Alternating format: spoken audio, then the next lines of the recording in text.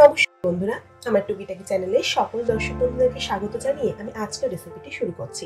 আপনাদের কাছে করে দেখাবো টমেটো আমসত্ত্ব খেজুরের চাটনি, যেটা ভাত খাওয়ার পর শেষ পাতে আমাদের প্রয়োজন রোজই পড়ে। তাহলে চলুন দেখে নেওয়া যাক আজকের রেসিপিটি।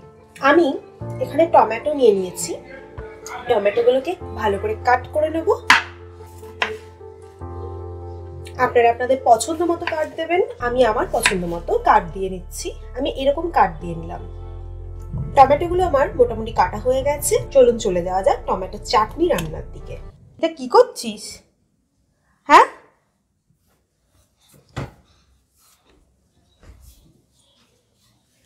এমা এটা কি করছিস?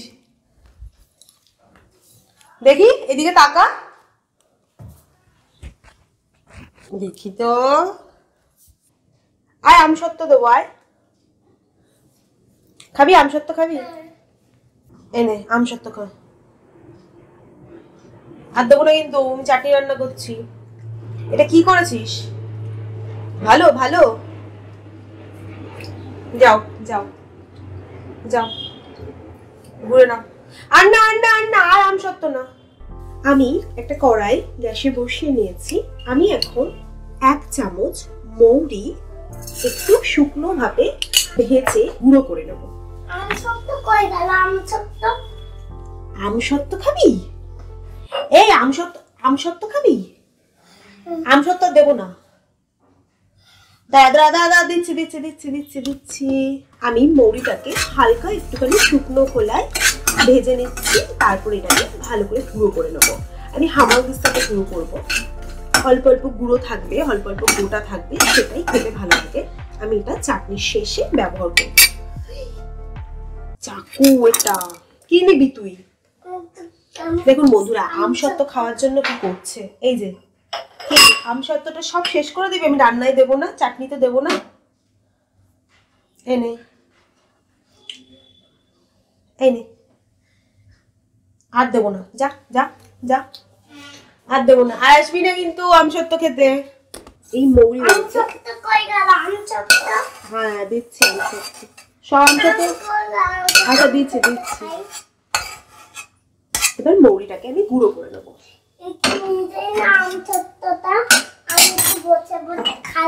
বসে বসে খাবে? আচ্ছা ঠিক আছে, দিচ্ছি। ছোট হোক বা বড়, আমসত্ত্বের টেস্ট সবাই বোঝে, তাই আমার পুচকিটা এখন আমসত্ত্ব খেতে চলে এসেছে। আচ্ছা, মৌরিটাকে আমি গুঁড়ো করে নিলাম হালকা করে। আমি এই মৌরিটাই পরে ব্যবহার করবো।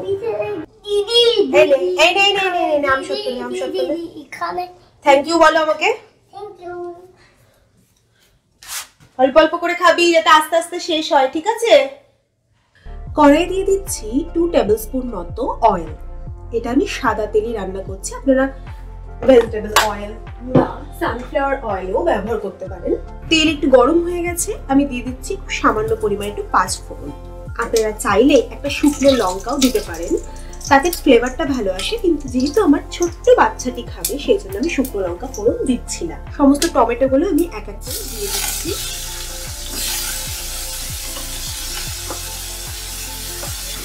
অল্প একটু টমেটোটাকে নেড়ে নিচ্ছি কড়াইয়ে।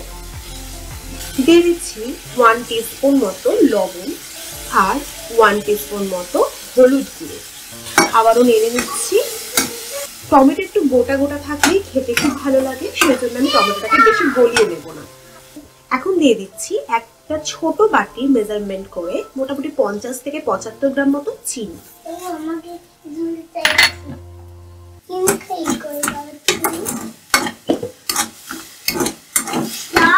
এই তুই আজকে আমাকে রান্না করতে দিবি না? হ্যাঁ, খেজুর চাই, চিনি চাই। এনে খেজুর খা, এনে এনে খেজুর খা। এবার যা এবার যা এবার যা, আমাকে রান্না করতে দিচ্ছে না আজকে। আসবি না, যা। টমেটো থেকে পুরোপুরি ভাবে জল ছেড়ে দিয়েছে। এখন আমি দিয়ে দিচ্ছি 4-5টা খেজুর। খেজুরগুলো বীজ ছাড়িয়ে নিয়েছি আর ভালো করে ছোট ছোট করে কেটে নিয়েছি।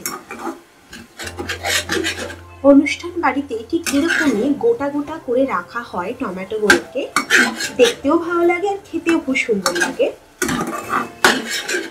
গ্যাসের ফ্লেমটা নিয়ে আস্তে দিয়ে দিচ্ছি, নাহলে যেহেতু চিনিটা দিয়েছি পুড়ে যেতে পারে সেজন্য। 10 থেকে 12টা কাজু আর কিশমিশ।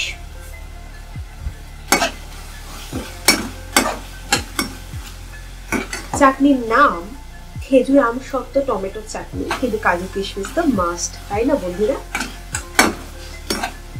চাটনি রান্না প্রায় হয়ে গেছে। আমি এখন একদম শেষে দিয়ে দেব আমার ছেলের অতি প্রিয় আমসত্ত্ব। আমসত্ত্ব একদম শেষে দেওয়ার কারণ যাতে আমসত্ত্ব গলে না যায়। আমি সব শেষে দিয়ে দেব মৌরি, ভেজে যে আমি গুঁড়ো করে রেখেছিলাম হামালদিস্তাতে, সেটা একটু নাড়িয়ে নিচ্ছি। এই মৌরি ভাজা দিলে খুব সুন্দর একটা স্মেল আসে, খেতে তো অসাধারণ লাগে। তাহলে বন্ধুরা আপনারা উপভোগ করুন শেষ পাতে এই আমসত্ত্ব খেজুর টমেটো চাটনি। আজকে তাহলে আসি বন্ধুরা।